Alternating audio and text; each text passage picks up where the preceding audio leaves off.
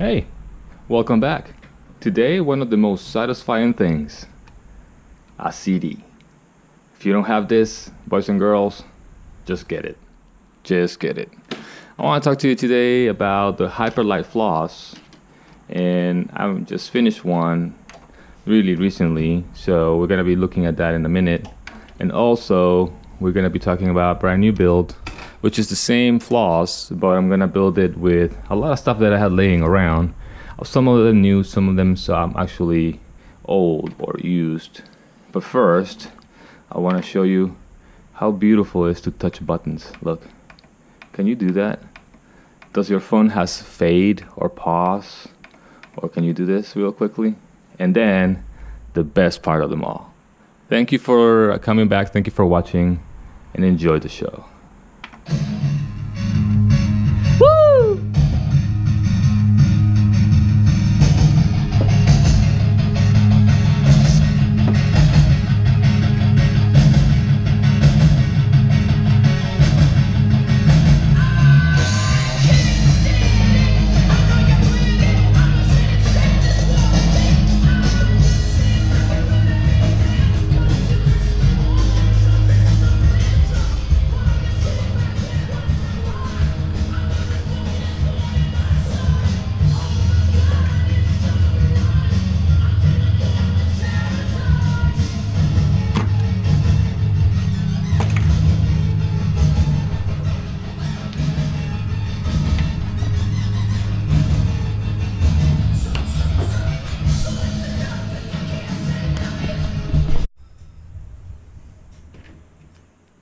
Okay, let's talk about the flaws. Let's talk about the things that I did like and the things that I don't like and why. The frame is awesome. I really can't wait for the Floss 2. That should be coming out in the next couple weeks. According to Sergio, I hope that they come out soon. That's going to be a top mounted battery, so for everybody that likes to do a little bit more acro, like I do. Yeah, it's gonna be really sweet. So let's talk about the installation. These are the Hyperlight's 2205's 2522 Team Edition. These are, I will say, by far the best middle ground motor. It doesn't really kill your battery, but it performs extremely well. Mine are not bottom, they're not naked at the bottom, but that's what he had, and I couldn't get my hands on the naked bottoms. For some reason, every time that I try to buy something on Pyro, it's always sold out. So I had to call in and see if they have anything laying around. Sometimes that works. Thank you, Sergio, for putting up with me. Okay, so these ones are also the 5x4.3s by 3 V1S. Which is the HQs. Pretty standard prop. I do like it. Some people enjoy or run the Cyclones for racing. I tend to like this prop, but this is such a light craft. It's just literally almost nothing. So let's talk about what I did here and how this came to be. Okay, let's see if we can take this apart. This whole project started by trying to figure out what type of ESC and motor combination will work best. Now this is again, I'm trying more all-in-ones. This is the KISS all-in-one with 20 amp, I believe, 20 amp ESCs. It's all-in-one, so you have your flight controller and you have your ESCs nested in the same spot. The soldering was really interesting because it's really, I don't know if you see the positive and the negative, they're really close to each other, so you gotta be super careful with that. Everything else is really straightforward. You're going to solder the motors into the board here. See if you can get that with nice light. There you go. Here, you see, there's a little slot so the cable goes in there, and you just heat it just enough, and then boom, there you go. That's for your receiver. So standard receiver. coating, nothing to it. Boot button, which is I really like, but it's really small. And like I'm thinking that this button probably will last a few times. I don't think it's gonna last more than 20 times if you keep clicking it. Okay. There's one thing that I messed up with, and you see all the space in the middle of the craft. I'm gonna try to point it somehow. Okay, you see all this space right here in the middle of the craft? There's plenty of space right here. So I could put this receiver down here, but then it's gonna be flopping around here against the board. So I just zip tied it in top of here and it's fine. The receiver is a normal XSR, I believe. Nothing that exciting or anything new. It's just a really proven receiver. Or is it XM Plus? I'm not remembering, but it's just the smaller one with longer antennas. The top you have your regular TVS, VTX. This is the HV version, so you can power it directly from the battery, and it will be okay. So this is the HV version, and then I opened it up right here, cut the little insulation or the shrink wrap, and once I cut it out, I removed the older antenna that has the SMA connector. They do give you an SMA little tab if you want to run it, so you can run it like this on the side, or you can drill it somewhere in the plate. But to run an SMA connector with a big SMA antenna, let's say something like a regular antenna, or even something like the AXII from Lumineer, is still really bulky, so it's too big. We're trying to save as much weight as possible. So I tried a couple things, and the first try was this one. This is the Furious FPV. Well, it used to be the Furious FPV because and I will say insert clip now. Boop. You know, sometimes you go out and fly and this happens. There you go, done. Because you just saw a clip, or I just put a clip of me at the field, and I will call this clip Antenna Gate because I was so upset. Guys, I went out after building this and I flew really close to a tree and a branch grabbed it. This is the second one. This is not even the first one. The first one, it got caught by a tree, and it got caught by a tree just tiny bit, and boom, into the props, and there she goes. So I janked it out of the thing, and I was so upset because it was like my fourth fly on this thing, and I just stomped on the ground. And yeah, you shouldn't take your anger on material things. In this case, I was just like, why? So I did it, and now that's how I understand the antenna gate thing, or the hammer gate thing, but that's another day. So again, let's move forward. And so there's your VTX, nothing to it. VTX to camera, camera to VTX, antenna routed through the back of it, going to the side, and now it's sitting in the arm, kind of like just flopping there, which is, I haven't tried it, to be honest. I haven't flown this since yesterday when I actually fixed it again, because this last weekend this happened, and I was flying, and we're flying gates because I'm trying to get fast. I discovered how awesome it is to go fast, so I'm trying to go faster and faster. And when I did, this happened. I just literally caught it, and boom, it just exploded. And I'm like, this is seriously, Furious FPV makes some of the nicest antennas out here. Like, it's just really, really nice. Okay, we got us our nice coffee this morning. So what do I don't like about this frame? Not a whole much. You know, I crashed, I bounced around a lot in grass. I haven't crashed this in cement or anything else. I don't think it will fare too well in cement, but in grass, if you crash in grass or you're lucky, you know, now a lot of the times it's okay. So how it flies really good. It does have some, you know, 4-in-1 to it. Like, I can tell motors not being precisely all at the same time. Sometimes on the top of RPM, It's a little bit of desyncing, but people will say, "Oh, that's not desyncing. You wouldn't be able to fly." But you can feel it. You're flying, and you can feel the oscillations and stuff. But it's what happens when you have so much stuff in one place. Remember, we're putting so much power through these leads, and we're consuming so much power so quick that all this heat and all this noise has to go somewhere. So, you know, the system, I think it's being used at its best. I do like this kiss board. This kiss board worked. Now, I'm not talking anything about the Asgard. I promise I'm going to probably buy another Asgard and try to build something else. But so right now I'm stuck on the floss strip. And yes, I do floss, Bob, or kebab. Some kebab sounds good. Not. Oh shit! Oh shit! That came out the wrong way.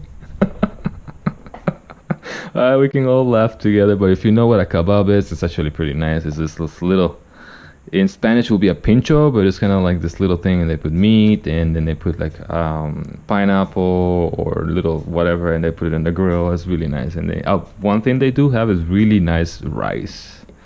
Anyways, let's stop talking about food. I'm getting hungry. And what was the hardest part here? I think was just starting to find out how those wires were gonna go. And I didn't zip tie it. I put some shrink wrap right here, but you can see it already breaking. And I did sanded these frames, and this, you can totally tell why. Right here is where the prop strike was.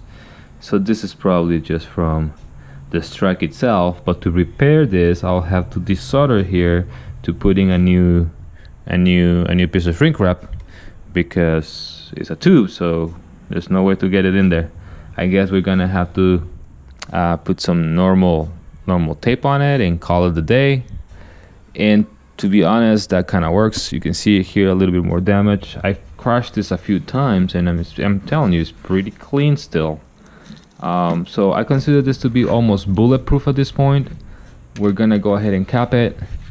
And yeah, I don't have the taller stand in the back. Thank you, Sergio, for not sending me the taller stand, but you know, who cares? So what I did is I did a little, you know what this is? This is an insert for the camera on one of the chameleons or something like that. So this kind of like gives me the lever, the full lever on the piece. And here we go. Super easy. Oh, this already has a screw in it. Oh, and by the way, I'm not using any Loctite anywhere here, so I never had a screw coming out, but you know, knock on wood, it's probably gonna happen this next time, and something's gonna fly away. Here we go.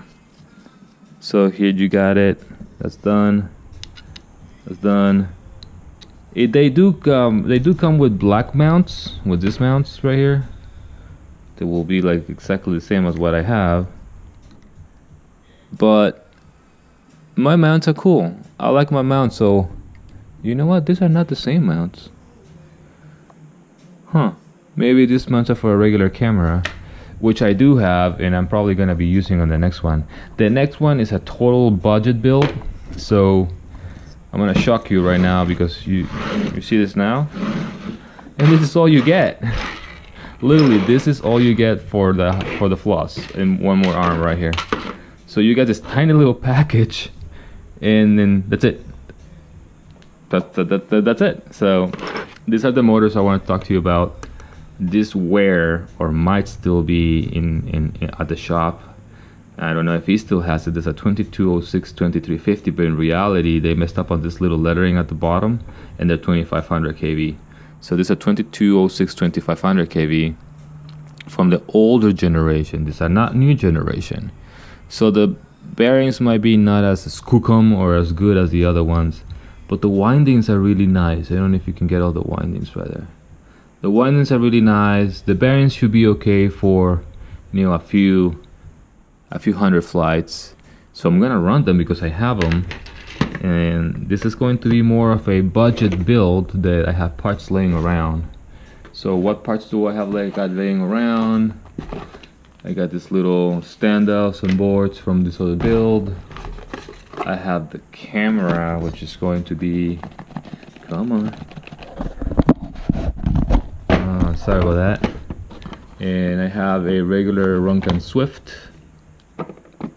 Yep, Runcan Swift with no OSD. The new ones have an OSD, so you can grab a wire and you just put it to any positive lead in your system, and that will gives you voltage. Everybody talks to me, you need OSD, you need OSD. You know what? No, I don't want OSD. I want the less systems better. I want a true racer with less systems that get you less issues. Okay, what else do I have? Okay, yeah, I don't have a power distribution board yet. Hopefully that comes in today. So today we're gonna be sanding all this stuff and getting rid of all these super sharp edges. And this is going to be, this is from the Hyperlow. This is the bottom part, or the bottom part that you can use to mount your battery if you choose to. But I'm gonna grab it and I'm gonna spray it because I'm kind of like bored of seeing my crafts like they're just black, you know. So I like color on my stuff, because just you can see. I'm gonna try to spray it some carbon with some paint and see how it looks like. I know that Konasti did it back in the day. He did some teal and that looked really good. So yeah, I'm kind of like that. I kind of want to personalize my stuff a little bit more. And then I'm going to be using, sorry Schizo, but I don't have your Schizo board. That's going somewhere else. And that's a new board. This is a board that I had in another craft for a little second. Or this is a board that I got from Eric. I don't remember, but this is still a Race Flight version 2, so it should be pretty nice. And I do like it. I do like Race Flight over Beta Flight. And some people are gonna jump out of my throat. Oh, Beta Flight, the filters and Beta filters. Look, I don't want filters. I don't want to have to filter all the stuff to make it work. Because before we didn't have to. Before we just built a craft and we just go fly, and it flew fine. There was no many issues. But now with more resistance and more power and more everything, it's definitely a concern. This is why they give you these ginormous capacitors. Like, look at this one. This one is a 105 low pass filter, and it's, where is the, I don't know what the capacity is. 105 CLH vents, but it's pretty big. Oh, it's 35 volts. 35 volts, 1,000 microfahrenheit. It's huge. It's huge. These are just like little tanks. So they fill up with energy and they continue to bleed out energy more and more in less of a ripple. And for this one, we are going to be trying the Tramp HV, which I never used. So this is brand spanking new. That's the only one thing new that she's gonna get. The motors are new too. And yeah, so things that I'm missing right now that hopefully the Mr. Mailman has is gonna be ESCs, power distribution board. Oh, and I'm missing, the camera. I have that camera, but I'm gonna try to use that camera. Although I did order a little micro camera, the version 2 that does have the power, so we can have an OSD on it, or at least the battery voltage, which is kind of cool. Alright you guys, I hope you enjoyed this little bit of a snippet. I'm gonna go ahead and let you have some of the window footage that I had this weekend. It's nothing cool, nothing exciting, but I was going through this tiny little window with a 3-inch with that 3S, so there was not much room for mess up. Like, there was no throttle. If I hit it, it will just flat out just drop out of the sky. It will just basically brown out because the battery is so small. But it was really light, and you can tell how nice it flies. I really enjoy flying that thing. It's a challenge to fly it, and that's why I like it so much. It's not something that is super fast, but I can go to tiny windows and do some crazy little things that are not so bad for the craft, you know, because that thing smashes up really easy and it hasn't broken. So this should be pretty much bulletproof for this weekend. So I'm super excited. I want to run it hard this weekend, and I hope that it stays together. If it doesn't stay together, then I'm gonna be looking at stage 2 on this build, and I have to fix that. You see, yeah, I was talking to you about it earlier. This is just about to come up. So I'll put some tape on it or something, and that should make it all good again. And after that, there's nothing else to fix here. The way that I routed the wires, it's the one thing that has made a lot of sense now to me. They're not pointing up, they're not pointing down, they're in the middle, and they haven't got hit. So all that you do is you run a zip tie underneath and you just pass it out, put your wire, and then this actually has dual insulation because I lost so many receivers and antennas in the last like 3 months that I'm just kind of tired of changing this stuff.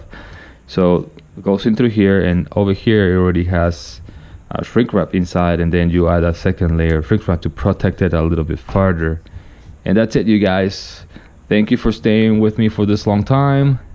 I really enjoyed the Floss. It's a really nice frame, very minimalistic, not a lot of room in there. And the second build is gonna have even more stuff because it has one more layer because of the power distribution board. So it's a little bit, that's gonna be a little bit more heavy because it will have ESCs. It will have a 20 amp ESCs on the arms. So I really kinda wanna put them, you know, back to back. We're just flying with the same batteries back to back, because it's going to be very similar equipment.